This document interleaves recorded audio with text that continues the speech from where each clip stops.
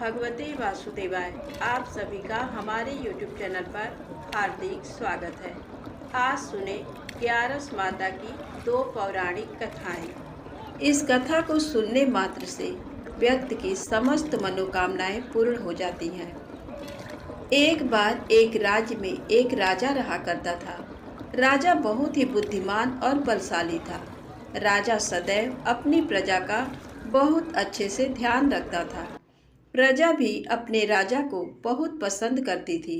राजा की दो बेटियां थीं। राजा अपनी दोनों बेटियों से बहुत प्रेम करता था। राजा की छोटी बेटी देखने में बहुत सुंदर और आकर्षक थी और राजा की बड़ी बेटी छोटी बेटी के मुकाबले थोड़ा कम सुंदर थी। राजा की छोटी बेटी 11 माता की पूजा किया करती थी और सभी लोग राजा की छोटी बेटी से बहुत प्रेम करते थे और बहुत प्रशंसा किया करते थे। राजा भी अपनी छोटी बेटी को बड़ी बेटी से अधिक प्रेम करता था, जिस कारण राजा की बड़ी बेटी को अपनी छोटी बहन से बहुत नफरत होने लगी थी। राजा की दोनों बेटियां जब बड़ी हो गईं, तब एक पड़ोस राज्य में रहने वाला राजकुमार राजा की बड़ी बेटी के लिए रिश्ता लेकर आया। लेकिन जैसे ही उस राजकुमार की नज़र राजा की छोटी बेटी पर पड़ी तो वह राजकुमार राजा की छोटी बेटी पर आकर्षण हो गया और उससे पहली नज़र में प्रेम कर बैठा। उस राजकुमार ने राजा की बड़ी बेटी के साथ विवाह करने से मना कर दिया और उसने राजा से कहा कि मैं आपकी छोटी बेटी से विवाह करना चाहता हूँ। जिसके बाद राजा की बड़ी बेटी ये देखकर अपनी छोटी बहन से बहुत क्रोधित हो गई और राजा की बड़ी बेटी ने अपनी छोटी बहन को अपना सबसे बड़ा दुश्मन मान लिया। राजा की बड़ी बेटी ने अपनी छोटी बहन से बदला लेने का निर्णय लिया, जिसके लिए उसने अपनी छोटी बहन को जान से मारने का प्लान बनाया। राजा की बड़ी बेटी ने अपनी छोटी बहन को मारने के लिए सबसे पहले एक लड्डू में जहर मिलाकर अपनी छोटी बहन को दे दिया और उसको लड्डू खाने के लिए कहा। लेकिन लड्डू खाने के बाद भी छोटी बहन को कुछ नहीं हुआ। बड़ी बहन ये देखकर बहुत आश्चर्यचकित हो गई, लेकिन बड़ी बहन ने हार नहीं मानी और उसने जब रात में छोटी बहन अपने कमरे में सो रही थी, तब एक मटके में सांप रखकर उसे कमरे में छोड़ दिया। लेकिन सांप भी छोटी बहन का कुछ नहीं कर पाया। जिसके बाद बड़ी बहन ने अपनी छोटी बहन से कहा कि चलो हम लोग कुएं में से पानी भरकर लाते हैं। जिसके लिए वह अपनी छोटी बहन को पानी भरने के बहाने कुएं के पास ले गई और उसने अपनी छोटी बहन को कुएं में धक्का दे दिया। लेकिन छोटी बहन को तब भी कुछ नहीं हुआ, क्योंकि हर बार 11 माता उसकी रक्षा कर रही थी और उधर बड़ी बहन अपने सारे प्रयासों के बाद असफल हो रही थी, जिससे वह बहुत क्रोधित होती जा रही थी। फिर उसने अपनी छोटी बहन के पास जाकर उससे खुद ही पूछा कि मेरी छोटी बहन, तुमको पता है भगवान ने सबकी मृत्यु एक निश्चित समय पर लिखी हुई है और कैसे तुम्हारी मृत्यु होगी, क्या ये तुम जानती हो? तब छोटी बहन ने अपनी बड़ी बहन को बताया कि हाँ, मैं तो जानती हूँ मेरी मृत्यु कैसे होगी। छोटी बहन से ये सुनकर बड़ी बहन मन ही मन बहुत प्रसन्न होने लगी और उसने अपनी छोटी बहन से कहा कि तो मुझे अपनी मृत्यु का राज बताओ। छोटी बहन ने अपनी बड़ी बहन से कहा कि मेरी मृत्यु तो एक तोते में है। जो तोते के गले में एक हार है, उससे मेरी मृत्यु होगी। जब तक कोई भी व्यक्ति तोते को मारकर वह हार अपने गले में पहनेगा तो मैं मूर्छित हो जाऊंगी और जैसे ही उस हार को अपने गले से उतारेगा तो मैं वापस से जीवित हो जाऊंगी। अपनी छोटी बहन की मृत्यु का राज जानकर बड़ी बहन बहुत ही खुश हो गई और उसने अपनी छोटी बहन को मारने के लिए उसके पालतू तोते को ढूंढना शुरू कर दिया और छोटी बहन को इस बात का आभास हो गया था कि कोई उसकी जान लेना चाहता है। जिसके लिए वह अपने पिताजी के पास गई और उसने अपने पिताजी से कहा कि पिताजी, मेरी मृत्यु के बाद आप मुझे जलाइएगा मत, बल्कि आप मुझे अपनी पुरानी वाली हवेली में एक पलंग में लिटाकर छोड़ दीजिएगा। अपनी छोटी लड़की की ये बात सुनकर राजा बहुत आश्चर्यचकित हो गए। राजा ने अपनी छोटी बेटी से पूछा, बेटी, तुम ये क्या कह रही हो? तब राजा की छोटी बेटी ने बताया, पिताजी, समय किसी के लिए नहीं रुका है। कब क्या हो जाए किसी को कुछ पता नहीं है। और फिर राजा ने अपनी छोटी बेटी से कहा कि तुम ऐसी बातें क्यों कर रही हो? 2-3 दिन में तो तुम्हारा विवाह है। लेकिन छोटी बेटी ने अपने पिताजी को ऐसा करने पर मजबूर कर दिया और उनसे वचन ले लिया। राजा ने भी अपनी छोटी बेटी की बात स्वीकार कर ली और 2-3 दिनों के बाद जब शादी का समय आया तब राजकुमार बारात लेकर राजा के घर आया और राजकुमार और राजा की छोटी बेटी का विवाह शुरू हो गया। जैसे ही राजा की छोटी बेटी राजकुमार के साथ फेरे लेना शुरू करती है तो उसकी बड़ी बहन अपनी छोटी बहन के कमरे में जाकर उसके तोते को पकड़ लेती है और उसको जान से मार देती है। तोते की गले में जो हार था उसको अपने गले में धारण कर लेती है। जैसे ही बड़ी बहन उस हार को अपने गले में धारण करती है तो उधर छोटी बहन 3.5 ही फेरे ले पाती है और वहीं पर बेहोश होकर गिर जाती है। जिसके बाद राजा ने बड़े बड़े दर्द हकीमों को बुलवाया और अपनी छोटी बेटी का इलाज करने के लिए कहा।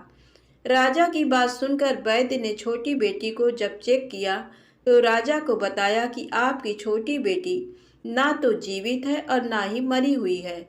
ये मैं ऐसा पहली बार देख रहा हूँ। राजा ने वैद्य और हकीम को ये बात बाहर बताने से मना कर दिया और उनको कहा कि अगर तुमने ये बात किसी को बाहर बताई तो हम तुम्हें फांसी दे देंगे। राजा ने अपनी छोटी बेटी को पुराने महल में जाकर एक पलंग में लेटा दिया और वहां पर कुछ सैनिक को तैनात कर दिया। वापस अपने महल पर आ गया। राजा की बड़ी बेटी अपने पिताजी के पास आई और कहने लगी कि पिताजी, अगर ये शादी संपन्न नहीं हुई तो आपकी इज्जत का क्या होगा? आप कहें तो मैं आपकी इज्जत बचाने के लिए राजकुमार से शादी करने के लिए तैयार हूँ। जिसके बाद राजा ने अपनी बड़ी बेटी की बात मान ली और राजा ने बड़ी बेटी को छोटी बेटी की कपड़े पहनाकर मंडप पर भेज दिया। लेकिन राजकुमार ये जान गया कि ये राजा की छोटी बेटी नहीं है, बल्कि ये राजा की बड़ी बेटी है। लेकिन जब राजकुमार ने शादी करने से मना किया तो सभी लोगों ने राजकुमार को विवश करके राजा की बड़ी बेटी से बचे हुए फेरों को संपन्न करा दिया और विवाह करवा दिया। जिसके बाद राजकुमार राजा की बड़ी बेटी को अपने महल में ले गया। राजकुमार राजा की बड़ी बेटी से ना तो बात करता था, ना ही उसको पसंद करता था और ना ही उसके आसपास भटकता था। और राजकुमार ने ये फैसला लिया था कि वह अपनी प्रेमिका को ढूंढ कर रहेगा और ये जान कर रहेगा कि उसके साथ हुआ क्या है।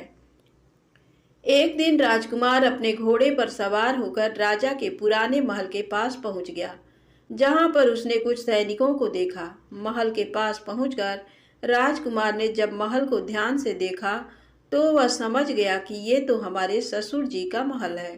तब राजकुमार ने सैनिकों से पूछा, तुम लोग यहाँ क्या कर रहे हो और इस महल के अंदर उस पलंग में कौन लेटा है? जिसके बाद सैनिकों ने बताया कि यहाँ पर राजा की छोटी बेटी लेटी है। ये सुनकर राजकुमार बहुत प्रसन्न हो गया और वह तुरंत अपनी प्रेमिका के पास पहुँच गया और उसकी सेवा करने लगा। जैसे ही रात हुई तो राजा की छोटी बेटी उठकर खड़ी हो गई। राजकुमार ये देखकर बहुत खुश हो गया और उसने अपनी प्रेमिका से पूछा कि तुम यहाँ क्या कर रही हो? तुम मेरे साथ मेरे घर चलो। राजा की छोटी बेटी ने राजकुमार को सारी बातें बता दी कि मेरी जान एक तोते में बसी थी और मैंने ये बात सिर्फ अपनी बड़ी बहन को बताया था और मुझे पता है कि उसने ही मुझे मारने का प्रयास किया है। उसके पास एक हार है जिसको वह सुबह पहन लेती है और रात को उतार देती है। जब तक वह हार को पहने रहती है तब तक मैं मूर्छित रहती हूँ और जैसे ही वह हार को उतार देती है तो मैं जीवित हो जाती हूँ और जब तक मेरी बड़ी बहन के पास वह हार है तब तक मैं ऐसे ही जीवित और मूर्छित होती रहूँगी। अगर मेरी बड़ी बहन के पास जो हार है वो मेरे हाथ लग जाए तो मैं हमेशा के लिए जीवित हो जाऊंगी। राजकुमार ये बात सुनकर राजा की छोटी बेटी के पास रहने का निर्णय ले लिया और उसने अपने बचे हुए सारे फेरे उस पलंग में लेटी राजकुमार की छोटी बेटी के साथ ले लिए। और अपना विवाह पूर्ण कर लिया और वहीं पर ही रहने लगा। देखते ही देखते कुछ समय में राजा की छोटी बेटी और राजकुमार की पत्नी पेट से हो गई। एक दिन राजकुमार को किसी काम से बाहर जाना पड़ा। तब छोटी बहन के पेट में बहुत तेज से दर्द होने लगा, जिसके बाद उसने 11 माता का आवाहन किया। जिसके बाद वहां पर 11 माता प्रकट हुई और उन्होंने अपनी भक्तों के दर्द को दूर किया और एक पुत्र की प्राप्ति करवाई। और वहीं पर अचानक से राजकुमार भी आ गया। राजकुमार ने 11 माता को देखा तो वह आश्चर्यचकित हो गया और उसने तुरंत माता को प्रणाम किया। और 11 माता ने राजकुमार से कहा, जब तुम्हारा तो पुत्र 5 वर्ष का हो जाए तो तुम अपनी पत्नी का हार आकर इसके गले में डाल देना। और देखते ही देखते राजकुमार और राजा की छोटी बेटी का पुत्र 5 वर्ष का हो जाता है। तो राजकुमार अपने बेटे से कहता है कि बेटा, मैं कुछ काम से बाहर जा रहा हूँ, तुम अपनी माता का ध्यान रखना। और वहां से चला जाता है। राजा को बाहर निकलता देख बड़ी बहन के सैनिक देख लेते हैं और बड़ी बहन को जाकर सारी बातें बता देते हैं। जिसके बाद बड़ी बहन अपनी छोटी बहन के पुत्र को वहां से उठवा लेती है और उसको मरवा देती है। छोटी बेटी के पुत्र के 2 टुकड़े करवा देती है। पहला टुकड़ा चक्की के पास छुपा देती है और दूसरा टुकड़ा अपनी पलंग के नीचे रख लेती है। अब 11 माता भिखारी का रूप लेकर आती हैं। एक भिखारी का रूप रखकर बड़ी बहन के पास चली जाती हैं, जिसके बाद वहां पर भिक्षा मांगने लगती हैं। बड़ी बहन अपने नौकरों से कहती है कि जाकर भिक्षा दे दो, लेकिन जैसे ही नौकर 11 माता को भिक्षा देने के लिए आते हैं तो माता उन्हें मना कर देती हैं और कहती हैं कि मैं तुम्हारी महारानी से ही भिक्षा लूंगी। जिसके बाद बड़ी बहन स्वयं ही भिक्षा देने के लिए माता के पास आती है। तब माता एक बिल्ली का रूप लेकर उसके कमरे में चली जाती हैं और वहां पर छोटी बेटी के पुत्र के 2 टुकड़े को आपस में जोड़ देती हैं और उसे जीवित कर देती हैं। उसे वहां से ले जाती हैं। राजकुमार अपने बेटे को लेकर अपनी पत्नी के पास जाता है और उसे कहता है कि तुम इसका ध्यान रखना। अगर तुम इस बच्चे का अच्छे से ध्यान रखोगी तो मैं तुमसे बात करूंगा। एक दिन राजकुमार अपने बच्चे से कहता है कि तुम मम्मी से उनके गले का हार मांग लो। जिसके बाद राजकुमार का लड़का अपनी मम्मी के पास जाता है और कहता है कि मम्मी, मुझे तुम्हारा हार चाहिए। ये सुनकर पहले तो बड़ी बहन बहुत क्रोधित होती है, पर उसको ये याद आता है कि राजकुमार ने कहा था कि अगर मैं इस बच्चे का ध्यान अच्छे से रखूंगी तो वह मुझसे बात करेंगे। जिसके कारण वह हार उस बच्चे को दे देती है और वह तुरंत हार को ले जाकर अपने पिताजी को दे देता है। और तभी राजकुमार अपने बेटे को लेकर वहां से जाने लगता है और अपनी पत्नी से कहता है कि तुम हमारे लिए खाना बनाकर रखना, मैं शाम को आकर तुम्हारे साथ खाऊंगा। और वह अपने बेटे को लेकर वहां से चला जाता है। जिसके बाद वह राजा के पास जाता है और उनको सारी बातें बता देता है। राजा अपनी बड़ी बेटी की ये करतूत सुनकर बहुत क्रोधित होते हैं और अपनी परवरिश पर ही दोष देने लगते हैं और राजकुमार को अपनी छोटी बेटी के साथ रहने के लिए आदेश देते हैं। प्रेम से बोले 11 माता की जय हो। आइए सुने एकादशी व्रत में सुनी जाने वाली तारा रानी की कथा। माँ भगवती को मानने वालों में से एक राजा स्पर्श थे। वो दिन रात उनकी पूजा अर्चना में लीन रहते थे। राजा को किसी चीज की कमी नहीं थी, बस उन्हें बच्चे की ख्वाहिश थी। सालों से बच्चा न होने के कारण राजा कुछ निराश रहा करते थे। एक दिन राजा की भक्ति से खुश होकर माँ भगवती ने सपने में आकर उसे 2 बेटी होने का वरदान दिया। आशीर्वाद मिलने के कुछ समय बाद राजा के घर एक बेटी पैदा हुई। बेटी पैदा होने की खुशी में राजा ने सबको दावत दी और बेटी की कुंडली बनवाने के लिए पंडितों को बुलवाया। सबने राजा से एक ही बात कही कि ये साक्षात देवी का रूप है। जहाँ भी इसके कदम पड़ेंगे वहाँ खुशियाँ ही खुशियाँ होंगी। ये भगवती देवी की भक्तन होगी। इतना सब कहकर पंडितों ने लड़की का नाम तारा रख दिया। कुछ समय के बाद मंगलवार के दिन राजा के घर एक और बेटी पैदा हुई। ज्योतिषों ने उसकी भी कुंडली बनाई और उदास हो गए। राजा ने जब उनसे उदासी का कारण पूछा तो ज्योतिषों ने बताया कि ये लड़की आपके जीवन में खूब सारा दुख लेकर आएगी। राजा ने ज्योतिषों से पूछा कि आखिर मैंने ऐसे कौन से खराब कर्म किए थे कि इसने मेरे घर जन्म लिया है। ज्योतिषों ने बताया कि आपकी दोनों बेटियां राजा इंद्र की अप्सराएं हुआ करती थीं। इनमें से बड़ी बहन का नाम तारा और छोटी का रुक्मन था। एक दिन ये दोनों मिलकर धरती की सैर करने के लिए गईं। दोनों ने ही वहां पहुंचकर एकादशी के दिन का व्रत रखा। तारा ने अपनी छोटी बहन से कहा कि आज एकादशी का व्रत है, इसलिए बाजार जाकर कुछ ताजे फल ले आओ, लेकिन वहाँ कुछ खाना मत। रुक्मन बाजार फल लेने के लिए चली गई। वहाँ उसे मछली के पकौड़े दिखे। उसने झट से उन्हें खा लिया और अपनी दीदी के लिए कुछ फल ले लिए। रुक्मन से तारा ने पूछा कि तुम अपने लिए फल क्यों नहीं लाई। उसने जवाब दिया कि वो मछली के पकौड़े खाकर आई है। तारा ने गुस्से में कहा कि तुम पापिन हो, एकादशी के दिन तुमने मछली खा ली। ऐसे खराब कर्म के लिए मैं तुम्हें छिपकली बनने का श्राप देती हूँ। अब उसी जंगल में तारा की बहन छिपकली बनकर रहने लगी। वहाँ एक जाने माने ऋषि गुरु गोरख भी अपने कुछ शिष्यों के साथ रहते थे। उनके शिष्यों में से एक बहुत ही घमंडी था। अपने घमंड के चलते वो शिष्य कमंडल में पानी भरकर एकांत में बैठकर तपस्या करने लगा। तभी एक प्यासी गाय वहां आ गई। उसने सीधे अपना मुंह उस कमंडल में डाला और पानी पी लिया। पानी पीने के बाद जैसे ही गाय अपना मुंह बाहर को निकालने लगी तो कमंडल नीचे गिर गया और ऋषि का ध्यान भंग हो गया। ऋषि ने देखा कि गाय पानी पी गई है। अब गुस्से में ऋषि ने गाय को एक चिमटे से बुरी तरह घायल कर दिया। इस बात की जानकारी जब गुरु गोरख को पड़ी तो वे तुरंत गाय को देखने के लिए गए। जैसे ही उन्होंने गाय की हालत देखी वैसे ही अपने उस घमंडी शिष्य को आश्रम से बाहर निकाल दिया।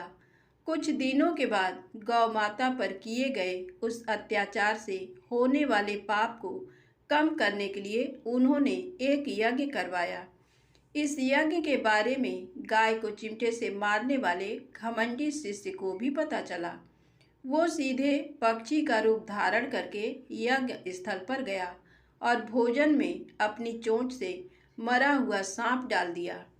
किसी को इस बात की खबर नहीं हुई। ये सब होते हुए तारा से श्राप मिलने वाली छिपकली रुक्मन देख रही थी।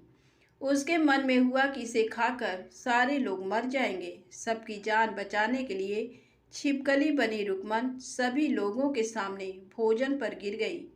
लोगों ने छिपकली को खूब कोसा और बर्तन को खाली करने लगे। उसी वक्त भंडारा करने वालों को खाने में मरा हुआ सांप भी दिखा। तब कहीं जाकर सबको समझ आया कि छिपकली सबकी जान बचाने के लिए जानबूझकर भोजन में गिरी। एक छिपकली होने के बावजूद भी इतने अच्छे विचार होने की वजह से यज्ञ में मौजूद सारे महत्वपूर्ण लोगों ने कहा कि हमें इस छिपकली की मुक्ति के लिए प्रार्थना करनी चाहिए। पंडित ने आगे बताया कि सबकी प्रार्थना से ही वो छिपकली तीसरे जन्म में आप जैसे प्रतापी राजा के घर बेटी के रूप में पैदा हुई है। वहीं तारा ने दूसरे जन्म तारामती के रूप में लिया और अयोध्या के राजा हरिश्चंद्र से शादी की। इतनी सब बातें कहने के बाद पंडितों ने राजा स्पर्श को रुक्मन को मारने की सलाह दी। इस बात पर राजा बोले, मैं किसी बेटी को कैसे मार सकता हूँ, ऐसा करना पाप होगा। फिर ज्योतिषों ने कहा कि एक संदूक में सोना चांदी लगवाकर उसके अंदर लड़की को रख देना और संदूक को पानी में बहा देना। उसमें लगा हुआ सोना चांदी देखकर लोग नदी से संदूक जरूर निकालेंगे और लड़की की जान बच जाएगी। राजा ने ज्योतिषों ने जैसा बताया ठीक वैसा ही किया। नदी में सोना चांदी जड़ा हुआ संदूक देखकर काशी के पास ही एक भंगी ने उसे बाहर निकाल लिया। उसके कोई बच्चे नहीं थे, इसलिए उसने संदूक के अंदर की लड़की को पालने का फैसला लिया। उसे भंगी व उसकी पत्नी ने खूब प्यार से पाला और रुक्को नाम रख दिया। बड़ी होते ही दोनों ने रुक्को की शादी करवा दी। रुक्को की सासू माँ तारामती और राजा हरिश्चंद्र के महल में साफ सफाई करने का काम किया करते थे। कुछ दिनों के बाद रुक्को की सासू माँ बीमार हो गई। उनकी जगह रुक्को वहाँ काम करने लगी। तारामती ने उसे देखा और पुराने जन्म के पुण्य के कारण पहचान लिया और उसे कहा कि तुम मेरे साथ बैठ जाओ। रुक्को ने बोला कि मैं तो भंगिन हूँ, इसलिए आपके पास नहीं बैठ सकती। तब तारामती ने उसे बताया कि तुम पूर्व जन्म में मेरी ही बहन थी। तुमने एकादशी के व्रत के दिन मछली खा ली थी और मैंने तुम्हें दंड देते हुए छिपकली बना दिया। अब तुम्हें दोबारा मनुष्य जन्म मिला है, तो इस जन्म में माँ वैष्णो की पूजा करके पुण्य कमा लो। माँ की पूजा से तुम्हारी सारी इच्छाएं भी पूरी होंगी। तारामती की इस बात को सुनने के बाद रुक्को माँ वैष्णो से एक बेटे के लिए प्रार्थना करती है और कहती है कि अगर उसकी मनोकामना पूरी हुई तो वो अपने घर में माँ वैष्णो देवी का पूजन और जागरण कराएगी। माँ वैष्णो देवी उसकी प्रार्थना सुन लेती हैं और उसे बेटा होता है। पुत्र की प्राप्ति के बाद रुक्को उसकी देखभाल और प्यार दुलार में माँ वैष्णो देवी की पूजा करना भूल जाती है। ऐसा होते होते 5 साल बीत गए और फिर एक दिन उस बच्चे को चेचक यानी माता निकल आती हैं। बच्चे की ऐसी स्थिति देखकर परेशान रुक्को अपने पिछले जन्म की बहन तारामती के घर जाकर उन्हें इस समस्या के बारे में बताती है। तब तारामती ने पूछा कि तुमने माँ वैष्णो देवी की पूजा अर्चना में कोई गलती तो नहीं की। फिर रुक्को को याद आता है कि उसने माँ वैष्णो देवी का जागरण कराने का प्रण लिया था। ये बात याद आते ही रुक्को को काफ़ी पछतावा हुआ और मन में माँ से कहा कि बच्चे के ठीक होते ही वो अपने घर में जागरण कराएगी। अगले ही दिन उसका बेटा पूरी तरह ठीक हो जाता है। तभी रुक्को ने माता रानी के मंदिर जाकर पुजारियों को कहा कि मंगलवार के दिन घर में जागरण करवा दीजिए। रुक्को की बात सुनकर पंडित जी कहते हैं, तुम 5 रुपए दे दो, तुम्हारे लिए हम मंदिर में ही जागरण करा देते हैं। रुक्को कहती है, मुझे पता है मैं छोटी जाति हूँ, लेकिन आप मेरे घर आकर ही जागरण करवा दीजिए। माँ किसी तरह का भेदभाव नहीं करती है, तो आपको भी नहीं करना चाहिए। इस पर पंडितों ने विचार विमर्श करके कहा कि अगर रानी आपके जागरण में आती है तो हम तुम्हारे घर आकर जागरण करने के लिए तैयार हैं। पंडितों की बातें सुनकर रुक्को अपनी बहन रानी तारामती के पास जाती है और तारामती को सारी बात बताती है। रुक्को की बातें सुनकर तारामती जागरण में जाने के लिए तैयार हो जाती है। इस बात को बताने के लिए रुक्को जब पंडित जी के पास जाती है तब उनके बीच की बातों को सेन नामक नाई सुन लेता है। फिर वह राजा हरिश्चंद्र को जाकर सारी बातें बता देता है। राजा के मन में हुआ कि रानी को नीची जाति वालों के घर जागरण में नहीं जाना चाहिए। इसी वजह से वो अपनी उंगली काट लेते हैं, जिससे उन्हें नींद न आए और रानी जागरण में न जा सके। जब जागरण का समय होता है तब भी राजा को जागते हुए देखकर रानी मन ही मन माँ वैष्णो देवी से प्रार्थना करती है कि महाराज को नींद आ जाए ताकि मैं जागरण में जा सकूं। रानी की प्रार्थना के कुछ ही देर बाद राजा को नींद आ जाती है।